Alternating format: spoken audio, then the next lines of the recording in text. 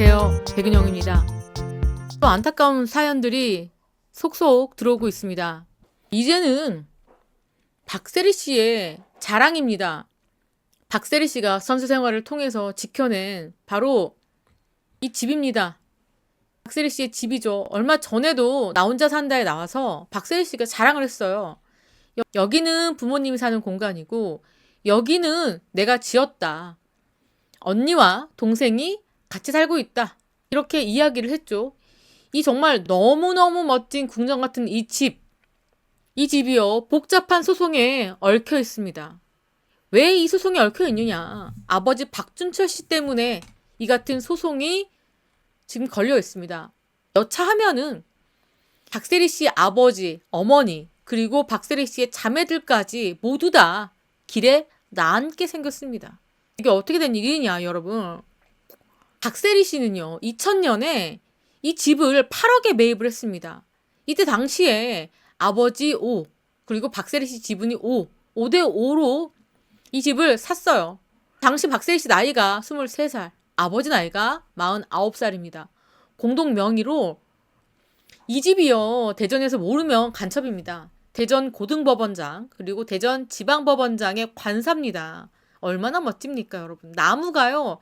제가 갔어요. 제가 간 적이 있습니다. 박세리 씨 아버지를 인터뷰하기 위해서 이 저택에서 인터뷰를 했어요. 이 안에서 인터뷰 한번 하고 밖에 나와서 이 소나무를 배경으로 사진을 찍었던 기억이 생생하게 납니다. 박세리 씨 아버지와 인터뷰를 진행했던 바로 이곳이 이렇게 대전 고등법원장, 그리고 대전 지방법원장의 관사다. 모두 700평입니다. 그리고 세 채의 건물이 들어서 있습니다. 당시에 박세리 씨 부녀는 8억 5,100만 원을 써내서 낙찰을 받았습니다. 당시에 뭐라고 했느냐, 박준철 씨가. 평소 친분이 있는 스님과 상의해본 결과 집터가 아주 좋아서 세리의 프로 생활에 도움이 될까 하는 마음에 구입했다. 이렇게 밝혔습니다. 그때 사들인 집, 박세리 씨가 이렇게 멋지게 새로운 건물까지 신축해서 완벽하게 이 가족 모두가 살 수 있을 만한 터전을 마련을 한 건데 이 집을 지켜내기가 쉽지가 않습니다.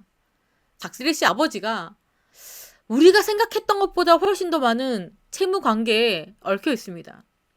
박세리 씨의 그 부동산이 2개가 경매에 넘어갔는데요. 첫 번째 건물은 바로 이겁니다. 주택하고 차고가 들어가 있고 업무시설 등이 포함되어 있습니다. 바로 박세리 씨 부모님이 살고 있는 것으로 알려져 있고요. 두 번째는 바로 옆에 위치한 4층짜리 요 건물입니다. 그러니까 여러분, 사실상 이 통째로 다 경매에 넘어갔다라고 보는 게 맞죠? 이게요, 어떤 분들이 이 건물 이미 2016년에 경매에 넘어갔던 건물 아닌가요? 라고 물어볼 수 있는데 맞습니다. 박세리 씨가 나온산에 나와서 자랑했던 그 집, 내가 직접 건물을 지어서 인테리어도 다 하나하나 받고 설계도 내가 했다 라고 하면서 이 반려견들과 캠핑했던 드넓은 마당에 딸린 주택, 바로 이 집도 모두 넘어간 겁니다. 사연이 어떻게 된 거냐면요, 제가 방금 전에 말씀드린 것처럼 2000년도에 박세리 씨와 아버지가 이 건물을 샀습니다. 그런데 사건이 발생합니다. 2016년에 이 부동산이 한 차례 경매에 붙여집니다. 그때 당시에 채무는요, 약 10억 원이 넘었습니다. 그러니까 박세리 씨의 아버지가 이때 채무에 얽혀서 집이 경매에 붙여질 정도로 경제적인 형편이 최악이었다. 굉장히 안 좋아진 거죠. 그런데 어떻게 됐냐면요, 4개월 만에 취하가 됐습니다. 그 이유는 뭔가 빚 문제가 해결이 됐기 때문에 이 빚 문제가 해결이 돼서 이 경매가 취하가 돼요. 그러면서 어떤 일이 생기냐. 2017년에 박세리 씨가 아버지 지분이 50%였는데 그 지분을 아버지로부터 사들입니다. 그래서 온전히 이 집은 박세리 씨의 집이 된 거죠. 그런데요, 3년 뒤 2020년 11월 다시 강제 경매 결정이 내려집니다. 다른 채권자가 나타난 겁니다. 그런데 여러분, 다른 채권자가 이 집을 경매로 받으려고 하는데 아까 말씀드린 것처럼 이 집의 소유는 박세리 씨거든요. 그런데 박세리 씨한테 빚이 있느냐? 그게 아니었습니다. 아버지 빚입니다. 그런데 왜 경매에 넘어가느냐?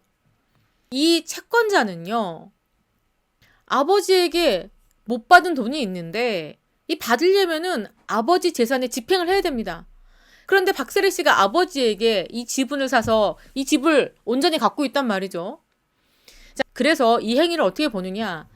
박세리 씨의 아버지가 빚을 갚지 않기 위해서 박세리 씨에게 지분을 넘겼다라고 보고 있는 겁니다. 그러니까 사해 행위를 했다. 이렇게 보고 있는 거예요. 그러니까 더 나쁘게 말을 하자면 박세리 씨와 아버지가 짜고 지분을 사들였다라고 보고 있는 겁니다. 그래서 박세리 씨를 상대로 소송을 제기를 했죠.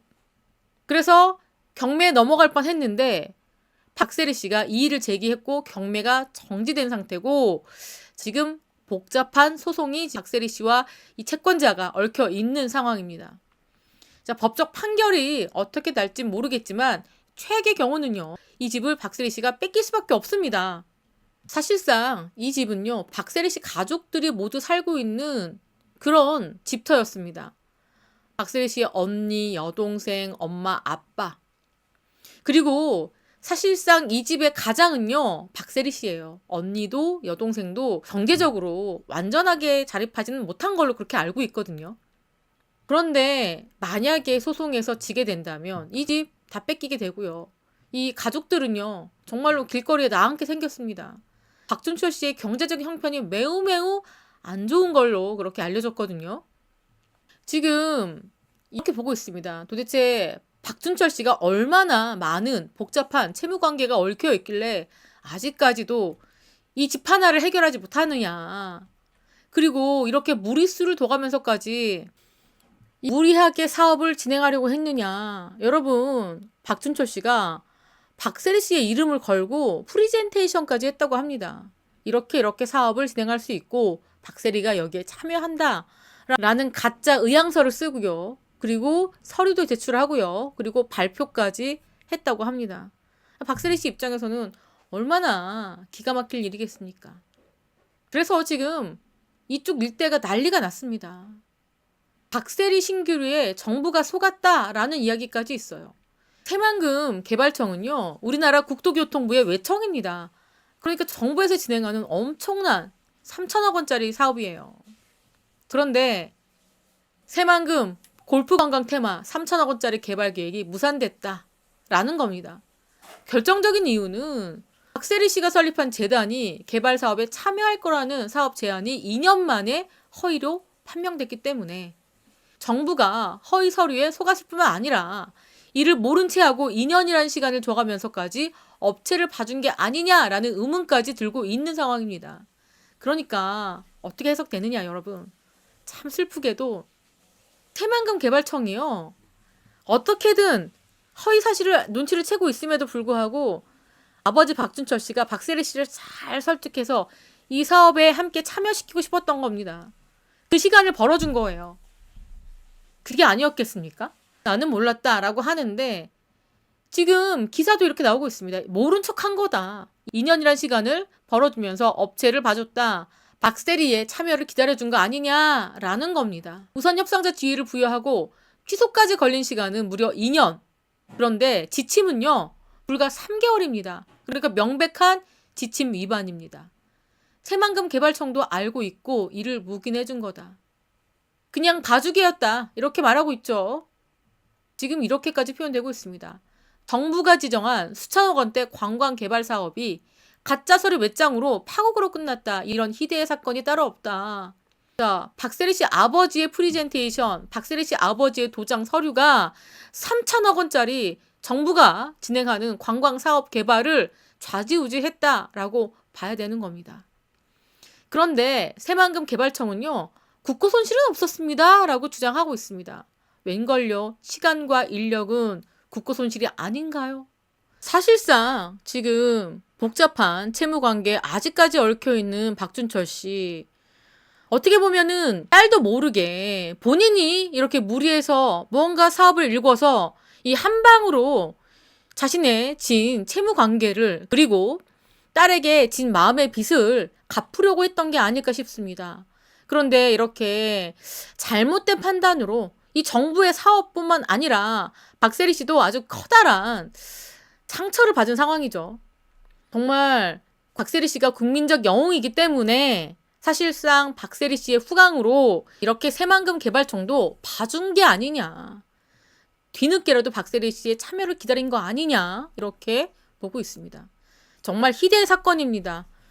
박세리 씨라는 국민적 영웅의 아버지가 도장 몇 개, 서류 몇 개, 발표 한 번으로 이렇게 정부의 사업, 무려 3천억 원 드는 사업을 좌지우지했고 결국엔 이것이 물거품으로 끝나버렸다. 이렇게 희대의 사건이 벌어지고 말았습니다. 유명 스타나 셀럽들 주변에 있는 가족들 처신이 너무너무 중요하다라는 것이 이번 사건으로 드러났습니다. 모든 사람들이 국민적 영웅과 손잡고 무언가를 하고 싶겠죠. 그걸 이용해서, 그런 심리를 이용해서 자신의 사익을 챙기려고 했던 이런 사건들이 사실 한두 개가 아닙니다. 그런데 이번에 박세리 씨의 아버지 박준철 씨는 정말 역대급으로 큰 사고를 저지르고 말았습니다. 이렇게 안타까운 사연 여러분들께 전해드렸고요. 지금까지 저는 백은영이었습니다. 시청해주신 구독자 여러분 감사합니다.